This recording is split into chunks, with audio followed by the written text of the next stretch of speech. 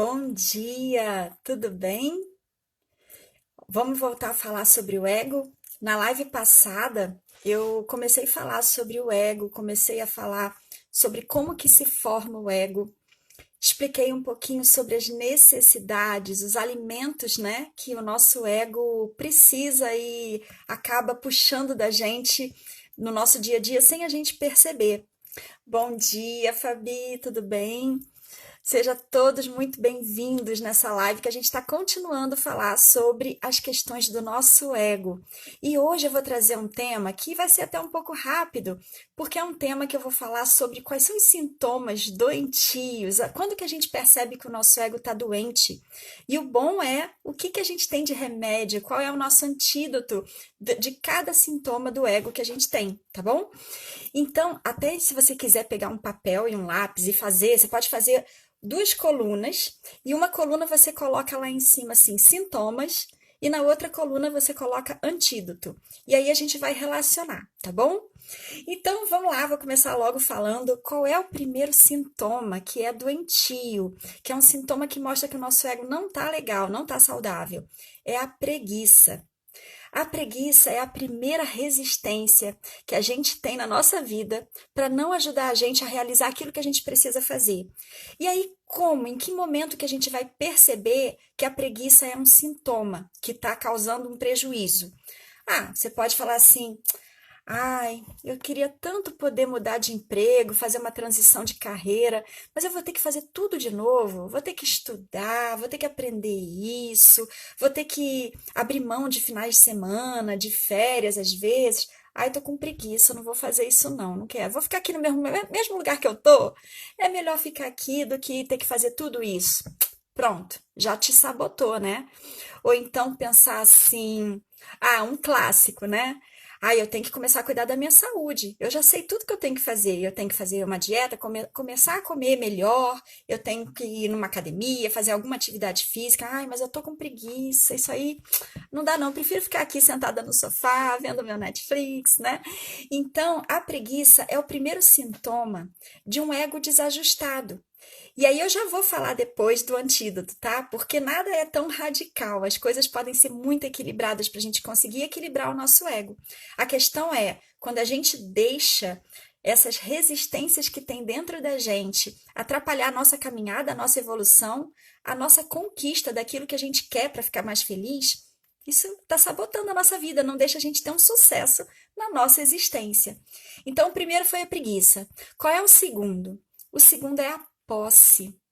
A posse é algo que traz muito prejuízo e muito sofrimento. Já dizia Buda, né? Buda fala que o maior a maior causa do sofrimento do humano, do ser humano, é a posse. Então, por exemplo, ah, eu tenho o título de ser doutor em tal coisa. Como é que eu vou deixar de lado esse título para poder virar outra coisa, né? Então, assim, eu não posso abandonar esse meu trabalho. Eu construí esse apartamento, montei tudo direitinho do jeito que eu quero. Agora eu tô com uma oportunidade de realizar um sonho meu em outro lugar.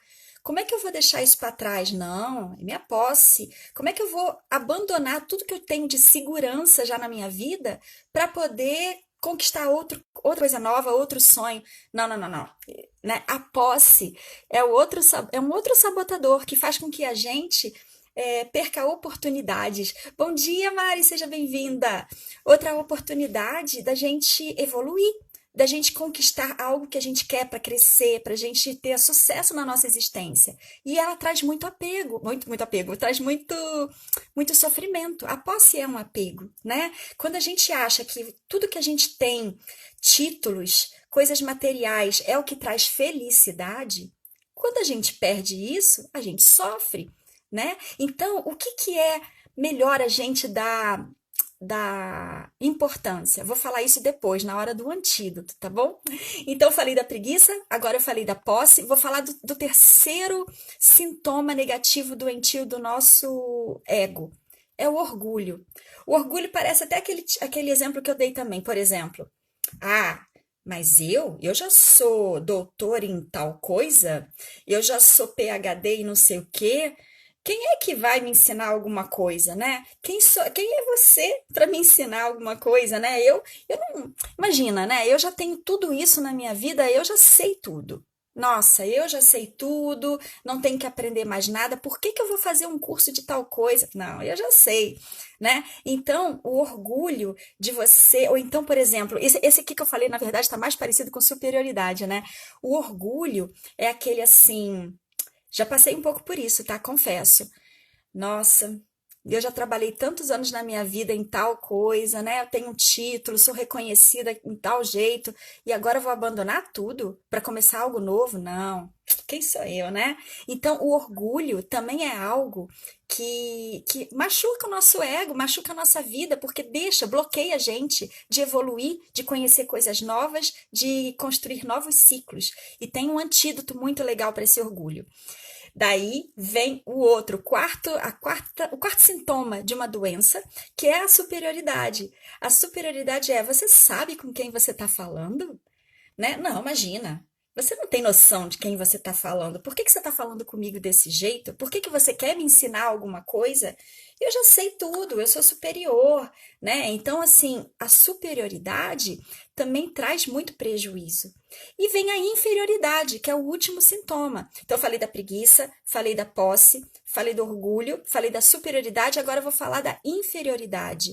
E a inferioridade, muitas vezes, as pessoas não entendem que isso pode ser algo prejudicial da nossa existência, que isso pode ser uma doença do nosso ego. Por quê? A inferioridade, olha só um exemplo. Ai, quem sou eu, gente, para dar conta disso? Não, imagina, eu não dou conta. Eu não, eu sou meio burrinha, eu sou meio frágil, eu não sei fazer essas coisas. Não, eu não vou fazer isso. Eu não vou lutar pela minha vida, eu não vou fazer uma mudança, eu não vou aprender algo novo, porque eu não dou conta disso, né? Você se coloca como inferior. Ai, chegar essa pessoa me pedindo uma ajuda? Não, quem sou eu para ajudar essa pessoa? Eu também tenho tantos problemas na minha vida, quem sou eu? Gente, e sabe por que que isso é? Eu digo assim, até um pouco.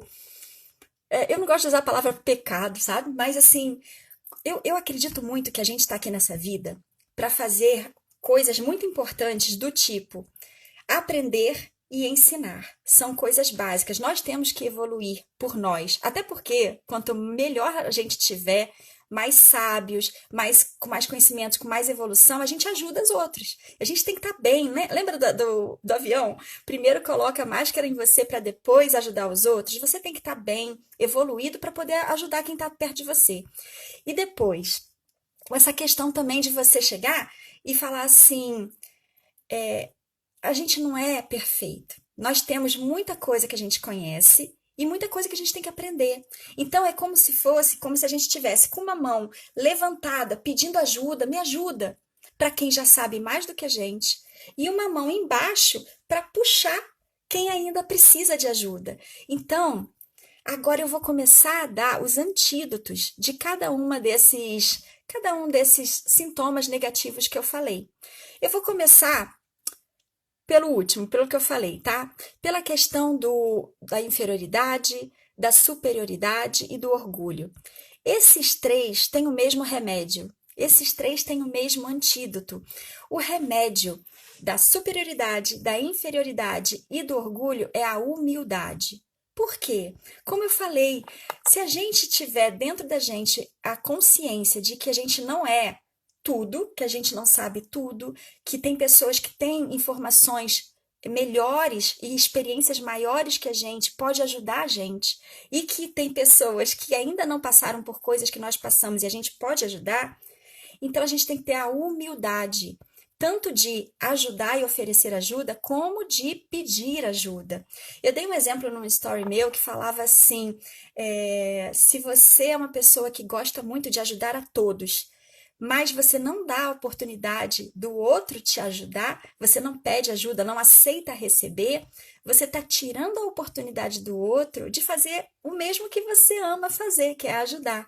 Então a gente tem que saber se dar e receber, tem que ter essa troca para ficar equilibrado, tá? Então, o antídoto para a gente poder se livrar de orgulho, que às vezes bate dentro da gente, Superioridade, que às vezes bate dentro da gente. Inferioridade é a gente aprender a ser humilde. Humilde de entender que tem momentos que a gente pode ajudar, momentos que a gente vai ser ajudado e que a gente precisa ser ajudado, tá bom? E aí o antídoto para posse. Gente, lembra que eu falei que a posse é um apego? Você acha que aquilo que você tem ou que você construiu de externo te define, te traz felicidade. Quando você está apegado a isso, a títulos, a coisas materiais, qualquer coisa, ou até mesmo pessoas, né? Tipo assim, esse aqui é o meu marido, esse aqui é a minha esposa, esse aqui é meu filho. Gente, nada do que tem aqui no planeta é nosso. Está conosco durante um tempo para a gente poder evoluir, para a gente poder experimentar, para a gente poder ajudar e ser ajudado. Mas tudo tem um ciclo, né? Tudo acaba. Ah, Cláudia, não, mas se eu casei com meu marido, por exemplo, né? Se eu casei com meu marido, é até a morte nos separe. Ok, mas na hora que chegar a morte, o ciclo fechou. Então, tudo tem um ciclo para fechar. E quando fecha, a gente pode sofrer muito quando a gente está muito apegado. Então, qual é o antídoto da posse? É o desapego. É a gente perceber o que a gente tem que realmente dar muito valor a tudo que for real e eterno. O que for real e eterno é o que tem valor. Pensa assim, ah, Cláudia, mas o que é real e eterno? Bom, conhecimento, você desenvolver sua inteligência, sua sabedoria, você melhorar você como ser humano, ser uma pessoa que cada vez mais está limpando, sabe, essas sujeirinhas, essas sombras que a gente tem. Uma pessoa que pode ter muito egoísmo, por exemplo, o egoísmo é uma posse, né? Essa pessoa, se ela reconhece que ela tem essa sombra dentro dela, quanto mais ela limpa, ela vai se tornando uma pessoa muito mais generosa, muito mais contributiva. Então, quando você limpa, vai limpando, usando esses antídotos para limpar essas sombras que a gente tem, gente. Todos nós já passamos por todas essas experiências que eu falei. Alguns têm mais forte em outras, outros têm mais forte em outras, né? E a gente vai limpando, a gente vai se tornando pessoas melhores, a gente vai construindo o que é real e eterno, o que a gente vai levar daqui quando a gente sair desse planetinha, tá? E a gente sofre menos, claro, porque a gente tem entendimento. Perceba, eu não estou dizendo que a dor não existe. A gente sofre sim, a gente sente dor, né? Quando a gente perde alguém, por exemplo, eu acho que é uma das dores mais fortes que a gente tem na vida. Mas quando a gente desenvolve a consciência de que as coisas são eternas, né? Assim, na questão de pessoas, né? Não numa caneta quebrar, mas assim, os seres humanos, nós somos espíritos vivenciando uma experiência aqui nessa terra, nesse material. Quando a gente começa a entender essas coisas e percebe que tudo tem um ciclo e tudo tem um motivo para começar e para acabar, a gente sofre menos. O ser humano, no geral, sofre menos. Então, posse e apego gera guerra, gera crimes, gera muita coisa. Então, quanto mais a gente trabalhar o desapego, é melhor para a gente e para a humanidade no geral. E por último, a preguiça, né? Eu tô vindo de trás para frente, né, nos antídotos, mas vai anotando aí.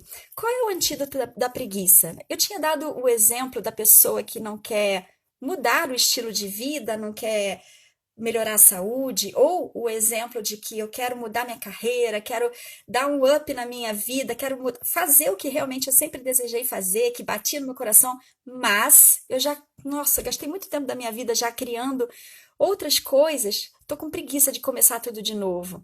Ok, não precisa ser radical, mas vamos fazer algo que seja um movimento de ação certa. O que é ação certa? O antídoto se chama ação certa. Ação certa é você não ir nem para um extremo, nem para o outro extremo. Você não vai se ficar apático e desistir daquilo que você tem que fazer, que você sabe que é melhor para você, e você desiste. Ou também não falar assim, ok, então eu vou largar tudo, vou fazer de qualquer jeito, vou chutar o balde. Não, não é nem um extremo nem outro. Mas fazer as coisas de forma equilibrada, no meio do caminho. O meio do caminho é sempre a solução. Então, se você se planeja. Então, por exemplo, no exemplo da dieta, da saúde física, né? Poxa, tudo bem, não dá para eu cortar tudo que eu gosto, mas vou cortar algumas coisas que eu sei que são essenciais para prejudicar minha saúde, né? Vou diminuir a frequência que eu consumo. Ah, eu não gosto de ir para uma academia, tudo bem, mas o que que você gosta de fazer? Gosta de dançar? Então vai procurar uma dança. Você gosta de fazer um esporte? Gosta de nadar? Vai para praia, vai para piscina. Enfim, acha algo que seja muito confortável para você. O caminho do meio, porém, de forma correta, certa, para aquilo que você quer. Quero fazer transição de carreira. Poxa, mas eu tenho que pagar contas, eu não tenho como largar meu emprego. Tudo bem, vamos fazer um planejamento do que você pode ir guardando de dinheiro, quanto que você precisa ter de reserva para você poder ficar 6 meses na tua vida, por exemplo, só investindo nessa nova carreira, nessa nova profissão, nesse novo desejo. Então, tudo com planejamento, tudo com equilíbrio, é muito mais suave de se realizar e muito mais fácil, né? E duradouro, claro, né? Então, gente, preste atenção. Por que que é importante a gente saber esses 5 sintomas negativos do nosso ego? Preguiça, posse, orgulho, superioridade e inferioridade. Porque quando a gente deixa essas tendências negativas se sobressaírem no nosso comportamento, a gente está prejudicando a gente mesmo e acaba tendo prejuízo em relação a tudo que a gente vive. A gente sofre mais, as pessoas ficam. Ninguém gosta de lidar com pessoas que são orgulhosas, arrogantes, né? Ou pessoas que são muito egoístas. Ninguém gosta. Então, os relacionamentos ficam melhores, a nossa vida fica melhor, a gente não está buscando ser feliz. Então, dá trabalho, não é gostosinho. Eu sempre falo, o autoconhecimento é algo que as pessoas geralmente fogem porque não é gostosinho. A gente tem que olhar para as nossas sombras, a gente tem que olhar para dentro e realmente para a gente, ser sincero com a gente. Aonde que eu estou falhando? Aonde que isso está me fazendo sofrer, me trazendo prejuízo? Sabe? Mas, se a gente sabe que existe algo, um antídoto, né? Existe uma ação, alguma coisa que a gente possa caminhar aos poucos para ir limpando isso da gente, quanto mais a gente coloca a luz nas sombras, mais fica iluminado. E mais a nossa vida se torna leve, mais a nossa vida se torna mais feliz, que é tudo que a gente precisa, é tudo que a gente procura, na verdade. Fazer as coisas que fazem a gente feliz. Então é isso. O que eu queria falar sobre a questão do ego, eu fecho aqui. Existe sim uma ferramenta muito legal que tem mais de 80 itens que a gente mapeia, a gente chama de mapeamento do ego. São mais de 80 itens que a gente vai mapeando na pessoa. É como se fosse um diagnóstico, sabe? Um diagnóstico médico, mas é do ego. Para a gente ver aonde está ajustado ou desajustado. É como se fosse um dínamo, uma reguinha. Nossa, aqui tá pouquinho, aqui tá muito. E aí a pessoa tá tendo esse autodiagnóstico, ela consegue focar naquilo que ela precisa dar mais intensidade. Mas agora aqui na live, que não tem como a gente fazer esse mapeamento do ego, eu falo para vocês, olha esses 5 e dá uma nota para cada um desses 5. Vocês sozinho aí, pega lá o papelzinho e dá uma nota, por exemplo, de 1 a 5. O quanto que cada um desses sintomas está presente na sua vida. E escolha pelo menos dois. Dois desses que estiverem com uma nota muito alta e fala assim, eu vou focar em resolver esses dois. Eu vou ter um estado de presença no meu dia, né? Desde que a gente acorda, a gente às vezes entra tanto no automático que não percebe quando a gente faz essas coisas. Mas tem estado de presença, é o tal do vigiar e orai. E aí você consegue dar uma nota para você do quanto que isso tá e aí foca em resolver isso. Se vocês precisarem de ajuda, estratégias, qualquer coisa que vocês quiserem para ajudar nisso, me contacta, tá bom? E aí a gente fica por aqui hoje e quarta-feira que vem a gente volta para uma próxima conversa de autoconhecimento. Um beijo, tchau, tchau para vocês.